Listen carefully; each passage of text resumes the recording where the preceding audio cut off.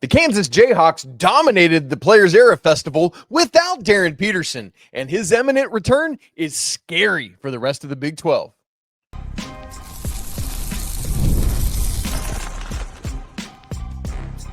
You are Locked On College Basketball, part of the Locked On Podcast Network.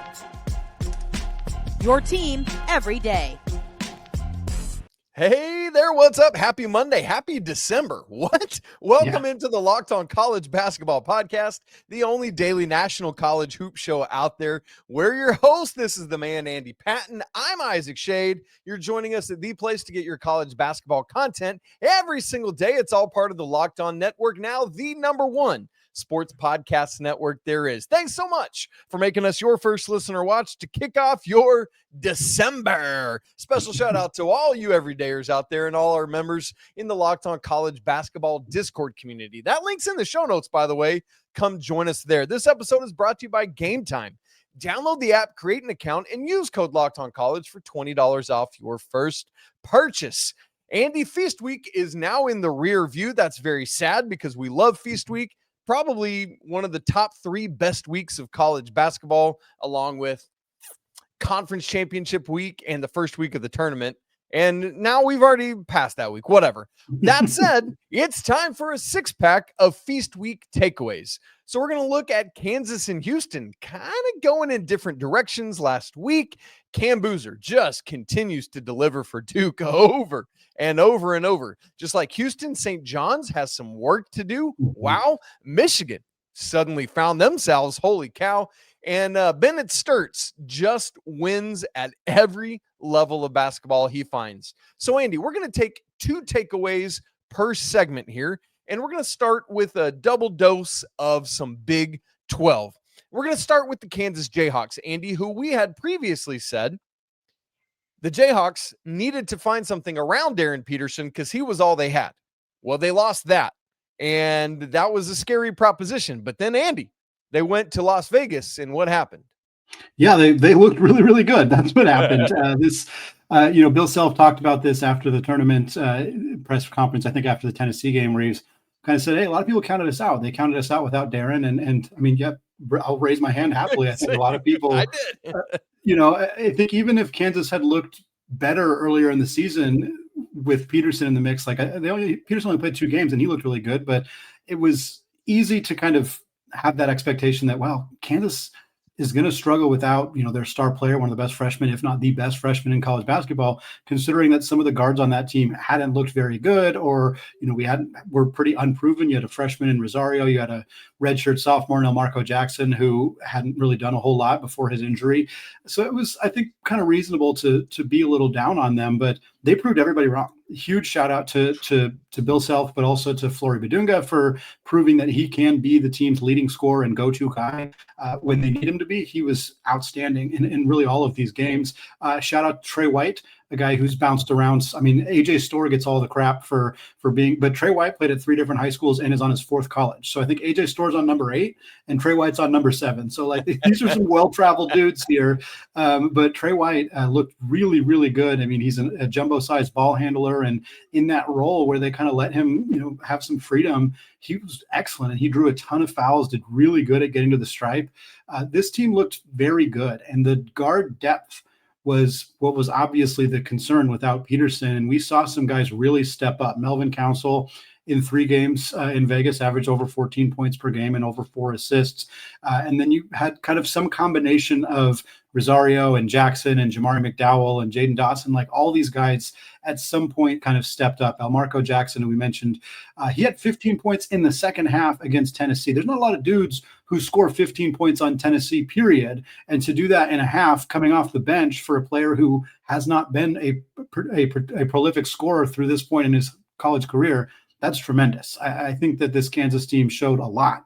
And with Peterson potentially back as soon as Tuesday when they take on UConn, they're going to need him for that game. I would have said they would have needed him for the Tennessee game, and guess what? They won. So I'm not saying they can't win against UConn, but man, just for my perspective of wanting to sit down and watch the basketball game, I really want to see Darryn Peterson taking on UConn. That's going to be a fantastic, incredible basketball game. But this Kansas team proved they can win even without him, and that's, like you said, that's a little scary for teams in the Big 12. And to your point about Elmarko Jackson, Andy, the 15 he scored in the second half, like that alone was a career high. His previous career high was 12, and he beat that in the second half of that game, as you said, against what's one of the perennially better defenses in the entire nation. And like, it's that classic story where a team loses a superstar or, you know, one of their starters or something. Everybody else has to circle the wagons, figure it out. And, you know, it took a second. They couldn't beat Duke, although that might have been the first sign, Andy, was where they played Duke much better than we expected in the Champions Classic without DP. So that was great to see. And then I think the payoff of that came last week in Vegas. And look, I know that some would say, you guys, come on, what are we doing here? Yeah, they beat Tennessee, but prior to that, they kind of got a nice draw there with Notre Dame and Syracuse. Sure. But they had to go out and win those games. And you know what? That's exactly what they did. And neither of them were blowouts, but they were both by double digits. So Kansas won all three of these games by double digits, the Tennessee game being the widest gap among them, Andy. And so to your point, I'm very curious to see now what happens going ahead. Yeah, I mean, especially go ahead. I was just going to say, A, quickly, is Darryn Peterson back? And then B, can they continue to ride this tide once they get back into the regular flow? Because it's easy for a team to get hot for 3 days, or this UConn team who they're playing tomorrow night, as we remember last year, got very unhot over 3 days during Feast Week. And so, like, what happens after that? Because it's UConn, Missouri on a neutral for Border Wars, and then at NC State. And so that we're going to learn, I think, a lot over the course of these next 3 games. Go, Andy. I'm sorry.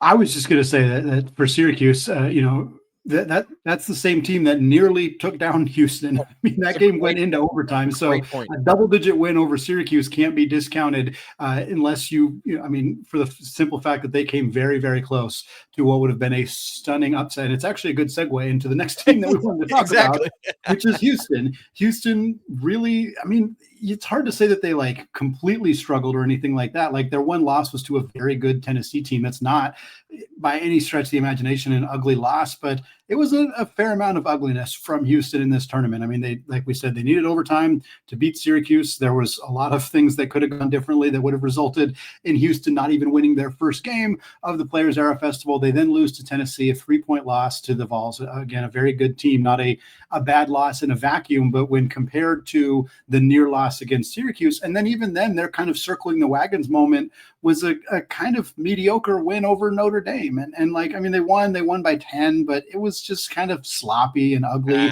He scored 66 points against the Fighting Irish. Like, just not the best performance from Houston. And I think, like, while we temper expectations a little bit for Kansas, for Houston, like, I'm not overly concerned about this because they're a very young team.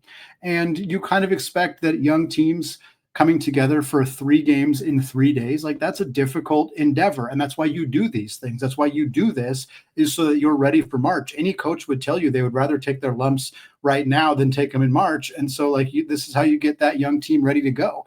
I do think there's some concern for Houston, though. Like, I'm not worried about them defensively because Kelvin Sampson's there. Like, that's, I don't even need to look at the rest of the roster. If Kelvin Sampson's there, they're going to be fine defensively. I'm not going to worry about that. But the offense is a bit sketchy, and you have Uzan back and you have Sharp back, and those 2 guys have been good. And then Kingston Flemings has stepped up and been, I mean, more than good. He's been otherworldly. He's been unbelievable. A top 5-6 performing freshman in the country for a guy that was the 3rd best freshman in his class at Houston, which is pretty unbelievable. It's kind of they're very different players. Don't hear me comparing them. Wait, I know where you're going. Can I guess where you're going? Yes, you can. Zion Williamson. Oh, no, that totally makes sense. I was actually going Reed Shepherd, which they're more say Kingston Fleming's more similar to Reed Shepherd than he is to Zion. But both those comparisons work, though, in the sense that they were the he was third in his class at Duke. That's fantastic. I love that seemed like such an obvious guess, and yet I went a totally different direction.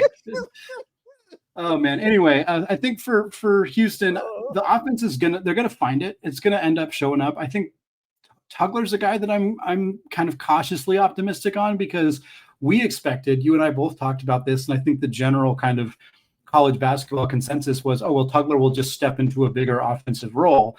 And he hasn't really been able to do that No. I mean, he's averaging 8 points per game, which is a career high for him, but he's not shooting it well. He's like 47% from the field. He was like 57%, I think, his first 2 years. So he's kind of struggling to adjust to a bigger offensive role. I still think it's going to be fine, and they have Chris Senack to kind of handle some of that offensive responsibility in the front court. But yeah, it's been a bit of a rough go for the Cougs. Andy, here's the other thing I'll say about JoJo Tugler that I've noticed, and I thought I was noticing it, and I went back and looked at the numbers, and they confirmed what I was seeing. Here are his personal fouls over the past 5 games. You ready? Yeah. 5, 4, 5, 3, 5. Yeah. The so he's just playing in foul best trouble. The potential best defensive player in the nation has fouled out of 3 of Houston's last 5 games. In totality, they've played 8 games. He's had at least 3 fouls in 7 of them, Andy. That, like, he's got to be better. Like, clearly he's playing tough and he's getting there, but he's got to do it more capably without fouling. But the thing I'm maybe most concerned about, Andy, I don't know if it's Houston's year. They have dropped from first place in Ken Pom defensive efficiency. I don't know if you've seen this. I think the world is falling. They have moved all the way down to number 2, Andy. Write it off. The season's over. Houston is cooked. Michigan is now the number 1 defensive team in the nation per Ken Pom. I don't think there's any salvaging it at this point, Patton. Well, I'll tell you this. While no disrespect to Florida State, who has had some good games this year, I think Houston might be able to find a way to get themselves back to number 1, as that is their next opponent is against the Noles on December 6th, perhaps an opportunity for the Cougs to reclaim their spot at number 1 in adjusted defense. Everybody knows that you hang banners for having the number 1 adjusted defensive efficiency at Ken Pom. That's right. Houston's got a whole bunch of them. It's just like Gonzaga's got 1,000 of them for adjusted offensive efficiency. That's what wins banners. So that's what you got to do. Oh, man. Folks, we're going to keep talking about freshmen. We talked about Darryn Peterson. We talked about Kingston Flemings. And while it has been a fantastic season for freshmen, arguably none of them have been as consistently excellent as Duke's Cameron Boozer. We're going to talk more about the Booze Cruise coming up here in just a second. But first, folks, the World Cup is coming back to North America for the first time since 1994. And with 48 teams for the first time ever, it is going to be massive. But let's be honest, sometimes getting tickets for events like this, that's usually the hardest part. And that's why the Game Time app is so clutch. It finally gives fans a real advantage when it comes to snagging seats. With Game Time, you can track price drops in real time, get alerts when great seats open, and buy tickets the moment they hit the app. It puts the power back in your hands and makes going to the World Cup realistic instead of impossible. You pull up the app, and the layout makes it so simple to scroll through matchups and compare seat views. You can pick a game, tap a section, and have your tickets locked within minutes. No confusion, no having to hunt for the fine print. And you can set up alerts for teams and matches that make it easy to grab tickets the moment they drop instead of missing out. Switching it back to college basketball, folks, if you haven't heard, ACC SEC Challenge gets underway on Tuesday. You can check Game Time for Florida at Duke, but good luck. Cameron Indoor, not a big place. There are tickets available right now, but you're going to be spending about $1,500 to get to that game. But if you want to go see North Carolina out in Lexington taking on Kentucky, that is a little bit more of an easy ticket to find, $73 right now at Game Time. So folks, take the guesswork out of buying World Cup or college basketball tickets and every match, every concert, every event out there by using Game Time. Download the Game Time app, create an account, and use code LOCKEDONCollege, and you'll get $20 off your first purchase. Swipe, tap, ticket, go. Download Game Time today. All right, folks, I want to thank all of you for making Locked On College Basketball your first listen or your first watch of the day, and give a special thank you to all of you who have helped make Locked On the #1 sports podcasting network. Isaac and I, we are talking freshmen here as we continue our conversation about the 6 biggest takeaways from Feast Week as we get into the month of December here. We want to talk about some of these great freshman performances, but really we got to start the conversation here looking at the great Cam Boozer. He has been just so consistent. And I remember I had a great conversation with Tyler Metcalf at No Ceilings. They're also part of the new Locked On NBA Draft podcast.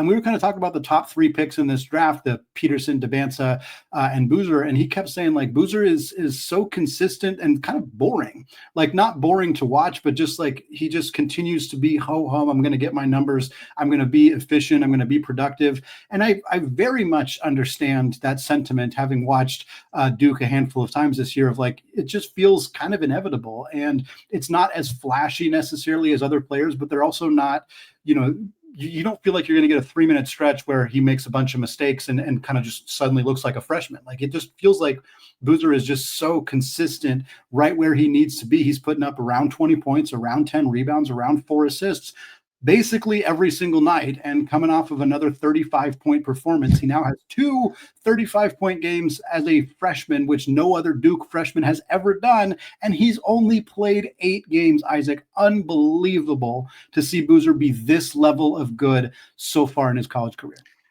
And to your point, Andy, if you go to Ken Palm's Player of the Year ratings, this dude is obliterating everyone. So the way it's like you're doing like phenomenally if you get to 1.5. So number 2 in the nation right now is Joshua Jefferson at Iowa State, 1.56. Yaxel Lendeborg right behind him at 1.52. From there, it's 1.42. Caleb Wilson, Nate Ament, 1.4. Right? You see how close these all are within tenths of a point of each other. Richie Saunders is 10th right now at 1.2. As a reminder, Joshua Jefferson, 1.56. So basically like 3 to 4 tenths of a point between them. Cam Boozer is number 1 at 2.381. Nearly over 8 tenths of a point above second place Joshua. I just want everyone to recognize, like, I know that's insider baseball, but he is blowing away the nation in terms of what he's doing, how productive he is, all of this. I mean, the fewest points this freshman has scored in 8 games is 14. Andy, his game point totals are 15, 25, 15, 35, 18, 14, 26, and 35. And it's like, oh man, he must be taking a crap ton. The dude is shooting 57.8% from the field, Andy. So he's putting up massive numbers. He's doing it wildly efficiently. And that's why those, like that Ken Palm number is sitting at where it's at right now. We heard and saw him all through high school that all this dude does is win, and he continues to prove it at Duke.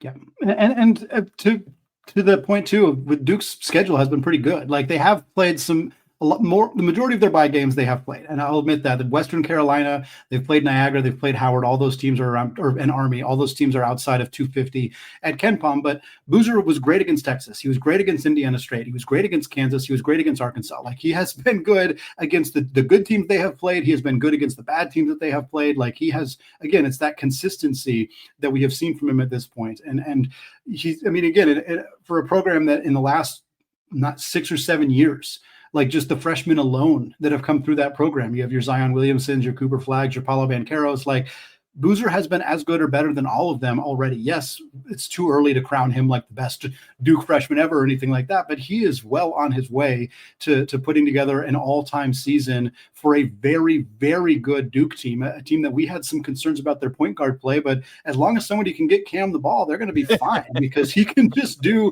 operate as a hub. He can make passes. He can play the 4. He can play the 3. Like, he's so versatile, and he's good defensively too. He's not a world beater on that end. Like, he's not a future NBA Defensive Player of the Year candidate or anything, but he is a very good defensive player who is more than capable of holding his own at this level and at the next level. And again, in a year where there's so much attention on DP, even though he's been hurt, and there's been so much attention on AJ Debansa, and for good reason, especially with that second half he put together against UConn. And then you have other freshmen pop, and Caleb Wilson's been incredible for North Carolina, and I'm kind of sad that he will probably never, ever get as much attention as he should because of the greatness of this recruiting class. But Caleb Wilson's been exceptional. And you mentioned he was on that list, one of the top 10 players in the country. Kingston Flemings, we talked about him. And then there's, the other guys, the Nate Amens, the Mikal Browns, who have all been solid as well. But my goodness, Cam Boozer looks like a guy who could be given an NBA team 20-10 right now. And he's a freshman in college. It's just ridiculous what he's been able to do.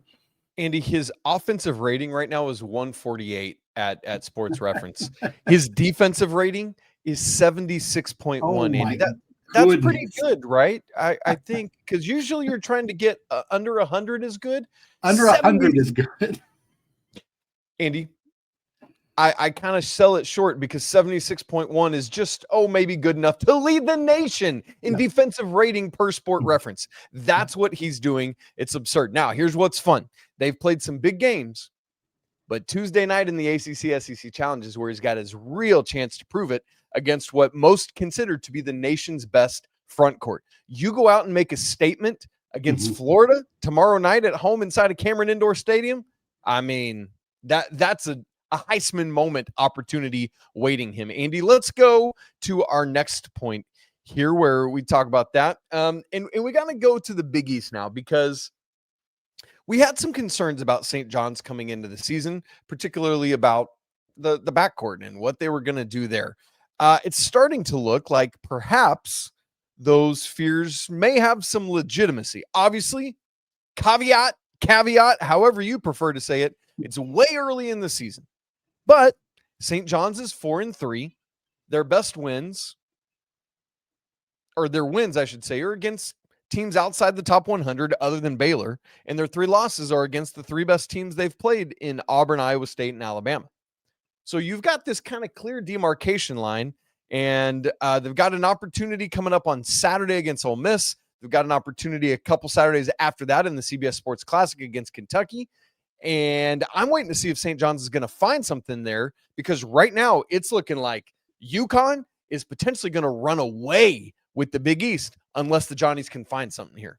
Yeah, I think for St. John's, I mean, they challenged themselves with the rigorous non-conference schedule and a pretty new look roster. I mean, they get Zuby back. That's been fantastic for them. But pretty much everybody else that's a big time rotation player are new pieces to this team. You get Hopkins and Mitchell at the forward positions, and kind of a gaggle of new guards coming in. But you can see that there's some issues gelling and things like that you kind of ultimately expect. Yeah, that'll probably get better as the year goes on. And I think that that's true. I do think that ultimately this group will gel and kind of come together. But you front loaded your schedule with so many tough non-conference games early. You didn't pick up any of the major marquee wins. You got to kind of hope that Baylor win ages well, which it may. I mean, Baylor's in a somewhat similar situation, not quite as more newcomers for Baylor than anybody in college basketball because their entire roster is new. But I think you got to hope Baylor does well, because the Big East doesn't have a lot of if you listen to last week, I had or 2 weeks ago,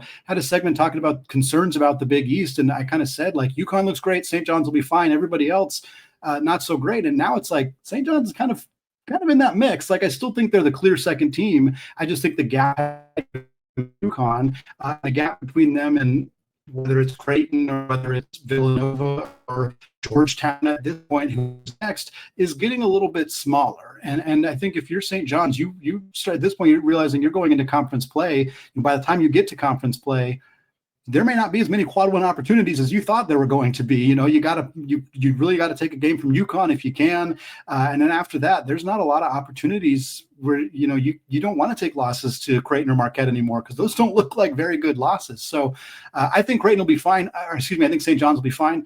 I think they will. I also think Creighton will be fine for what it's worth. But I think that St. John's, the guards need to gel. I mean, this is a team that's making less than 8 threes per game on average.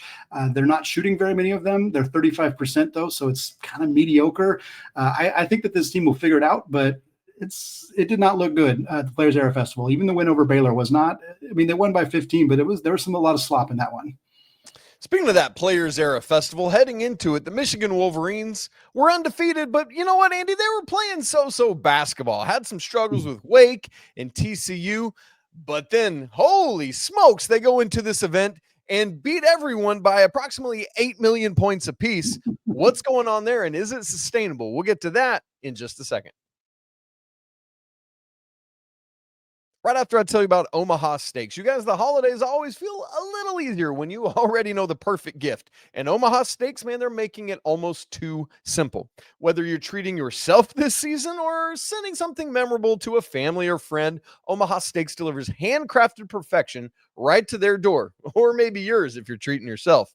And this week, right now, is the best time to jump in because their cyber sale is here and the deals are huge. The quality of Omaha Steaks is exactly what you hope for. Incredibly tender steaks, rich flavor, and meals that make hosting a special holiday event or just a random weeknight so easy. And the variety is underrated. It ain't just steaks. They've got burgers and comfort meals, sides, desserts, all sorts of stuff. It's a gift that fits truly anyone. So save big on unforgettable gifts with Omaha Steaks. Visit omahasteaks.com for 50% off site-wide and an extra 20% off select favorites during the cyber sale. And for an additional $35 off, use promo code COLLEGE at checkout. Again, that's omahasteaks.com, promo code COLLEGE. Terms apply, and see the site for all the details. Andy, we're going to wrap up our Feast Week 6-pack takeaways with 2 Big Ten things. One about a team and one about a dude, and I mean a dude. We start with Michigan, and Andy, we ended up talking about them a good bit last week because Michigan, as we've said, they start off the season 4-0, and they're undefeated, and it's fine and whatever. But as I said, they needed overtime to beat Wake Forest. They had a close call. It was on the road, and so that's good against TCU. But all these wins have been just fine. And then they play San Diego State to start Players Era Festival, beat them by 40. Then Auburn, ranked in the top 25, beat them by 30 while putting up 100 points.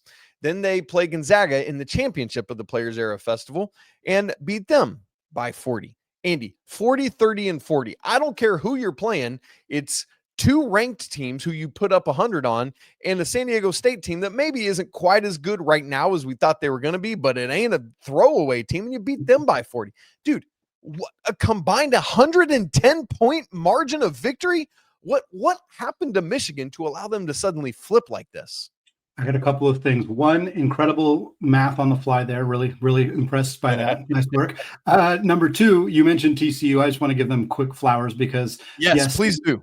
Yes, TCU might actually be a pretty good team. Like we don't want to discredit TCU too much. That's a great point. You know Florida what? I take it back. Yeah. They picked up wins over Florida and Wisconsin. Again, I still think for Michigan, like that, a 4-point win on the road against TCU is hard to reconcile with what they did at the Players Era Festival, as well as, the overtime win over Wake Forest. I mean, and I wish I'd pulled this data here, but I have a feeling that this is accurate. I know for a fact that a 40-point loss was the worst in Mark Few's career. I know for a fact that the 30-point loss is the worst in Stephen Pearl's career because he just started this year. I suspect that San Diego State has never been beat by 40 under Brian Dutcher. That's the one that I'm not 100% certain on, but there's a pretty good chance that Michigan handed 2 incredibly good coaches and one coach with some potential, who knows, their worst losses ever. That is incredible. That may have been what happened here for Michigan in this tournament. And it's really one of those things where it is kind of hard to know, like, was this, like, we don't expect them to beat every team they play by 30. Obviously, that's not going to continue, but like what happened? What allowed them to do this? I mean, their defense was great. Their confidence was so good. I mean, they got off to a good start in every single one of these games, and teams just really couldn't find a way to come back and get into them. I think statistically, one of the few kind of obvious things is they had some turnover issues early in the season that were seemingly better in the Players Era Festival. I was surprised, particularly against a Gonzaga team that had been incredibly good at turning people over through the first 7 games of their season. I was surprised at how ineffective they were and how good Michigan was at taking care of the basketball, at not making stupid mistakes, not getting fooled by traps or anything like that. And then their shot making was just unbelievable. I mean, they seemingly could not miss from the perimeter. They could not miss on the interior. This is a phenomenal team. I mean, when they are healthy and firing on all cylinders, when Adem Mara is playing like a guy who the lottery pick that everybody thought he was going to be his freshman year at UCLA, he looked like that guy. It took him a couple extra years, but he truly looks like that player. He is an absolute load down low. He's, his offensive game is a bit limited but at 7'3", it doesn't need to be more than limited. Like, it can be fine the way it is, especially when your playmakers around you are guys like Yaxel Lendeberg, who can do literally anything. He is so dynamic and versatile and just physically imposing. I mean, Graham Ike did not make a field goal against Michigan. That never happens like that. He was 0 of 9. He had 1 point and it was on a technical free throw. Like, to be able to shut down a guy who scored 28 points against Houston last year is incredible. Like, this Michigan team is, I mean, again, you said it earlier, like, you can go have a really bad 3-game stretch or a really good 3-game stretch, and it doesn't necessarily, to tell the entire story of your season. Like, UConn had a really bad 3-game stretch last year, and obviously they didn't make the championship, but for the rest of the season, they were pretty darn good. And so, will Kansas continue to look like the team that went 3-0 in this series? I don't know. But Michigan, even when they weren't as good at the beginning of the season, they were still very good. So they're a frightening team. I mean, if you're Purdue or Michigan State, some of those other teams at the top of the Big Ten, like, Michigan's absolutely one to look out for. They look like the best team in college basketball right now. And it's hard. I don't know how you could think any other way when they, as you said, beat 3 teams by a combined 110 points. Andy, I've got data for you from the most verifiable, certain source in the world. I Googled worst San Diego State loss of the Brian Dutcher era, and that like AI thing that Google does right now. So like, clearly the most dependable thing in history. The worst loss of the Brian Dutcher era in terms of margin of defeat was a 94-54 loss to the number 7 Michigan Wolverines on November 25th, 2025. This 40-point defeat was the Aztecs' worst loss in a quarter century. So my obvious thing I want to figure out now is, what was that loss? So let me follow up. This one is legitimately definite. It was San Diego State's worst loss since an 86-38 defeat at Utah on February 11th, 1999. The season before, not Brian Dutcher was hired, the season before Steve Fisher was hired. Good grief. So that's how long it's been since San Diego State 8-1 that bad. But yes, the worst loss definitively in terms of margin of victory of the Brian Dutcher era, Andy. Crazy, crazy stuff there. They got Rutgers next. They got Villanova after that. Should be able to take care of Rutgers. I'm intrigued by that Villanova game. Michigan will be favored. They should win that game. But Villanova, if Michigan slips a little bit, Villanova could give them some trouble. I'll be curious to see how that plays out. No, that's not a game. Okay. The last thing, Andy, is one of the best storylines of the entirety of last season was Bennett Stirtz coming to Drake with his head coach, Ben McCollum, after all of their success at the D2 level. And having another good solid year at Drake, they won an NCAA tournament game, and then they moved to Iowa. And one of the questions everybody asks is, all right, fine, but can they continue to do it? Can McCollum continue to win at the same level? Can Bennett Stirtz level up? Andy, I think we both thought that he could, but we wanted to see it. Can he? You better freaking believe he can. This dude right now, Andy, is averaging 18.6 a game, 5.4 assists to 1.6 turnovers, 3 rebounds, just shy of 2 steals a game, and he's shooting 45.7% from 3 on 5 attempts per game, 84% at the free throw line. He just dropped 29 on Ole Miss, Andy Patton, and it seems like it just doesn't matter. You keep leveling up. Bennett Stirtz keeps winning. We're going to find out in a very real way tomorrow, because they open Big Ten play tomorrow, Tuesday, at Michigan State. Welcome to the Big Ten, Bennett Stirtz. I can't wait for it, Andy. Stirtz is incredible. I love watching him, and I don't think he gets enough credit for how good he is defensively and as a playmaker. I mean, again, you alluded to it, 5.5 assists and 1.5 turnovers per game for a power conference team that has played a pretty decent schedule. Obviously, they've had a couple of bye games in there, but they played Xavier, who they beat by 19 at home. They played Ole Miss, like we said, who they beat. It was a closer game, but that's a good Ole Miss team on a neutral floor. And then they kind of had a bit of a slop fest against Grand Canyon, but they still ultimately won that game. Like, that's a pretty solid schedule so far for Iowa. And Stirtz has looked every bit the player that he was at Drake. I don't see that slowing down anytime soon. I think again, in a conference that has Braden Smith at Purdue and obviously has so many other incredible guards. I know Donovan Dent was who I was going to mention, but he hasn't really been playing all that well for UCLA, although I'm sure he will find it. Jackson Shelstad, Tucker DeVries, not really a guard, but a lot of really talented playmaking kind of wings in the Big Ten, and Stirtz is as good as pretty much any of those guys, and I think that that's going to continue. This has been really fun to watch his progression from Drake to now here at Iowa. Andy, one of the we talked about Cam Boozer's offensive and defensive rating last year.